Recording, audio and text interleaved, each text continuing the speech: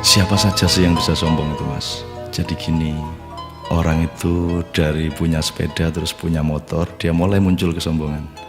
Dari punya motor menjadi punya mobil, tambah lagi kesombongan. Jadi dia terancam sebenarnya oleh kelemahan jiwa. Jadi setiap akses yang naik, akses yang berkembang, itu resikonya karena dia harus diwadahi oleh jiwa manusia yang lemah, maka eksesnya adalah kesombongan itu, keangkuhan. Jadi singkat kata, makin kita kaya, makin terancam untuk hancur oleh kesombongan. Dan ini bukan hanya soal kaya, makin pinter juga biasanya makin sombong, Mas. Jadi ada yang namanya kesombongan feodal, itu untuk orang-orang kaya. Ada kesombongan kuasa, itu orang tuh makin berkuasa, makin sombong, makin tidak tahu bagaimana berdiri sejajar dan dengan orang lain. Jadi kekuasaan menciptakan kesombongan, kekayaan menciptakan kesombongan. Dan saya ingin mengatakan poin yang sebenarnya bukan itu.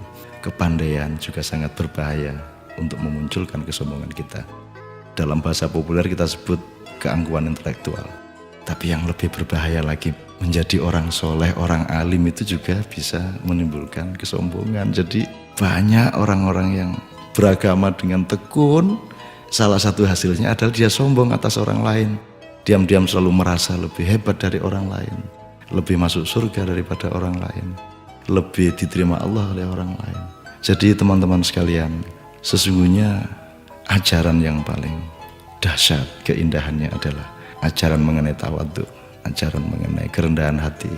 Jadi orang sholat, orang beribadah itu adalah latihan untuk mencampakkan diri, bukan untuk mengunggul dan menegakkan diri. Mencampakkan diri di hadapan Allah. Kita bersujud-sujud, tersungkur-sungkur, supaya kita siap untuk berlaku rendah hati kepada siapapun.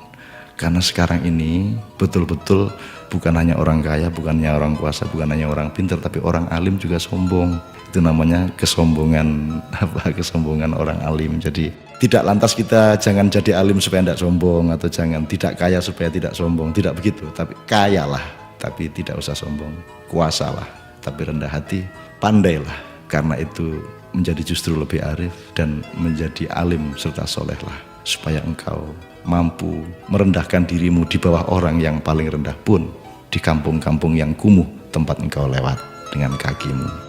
Terima kasih.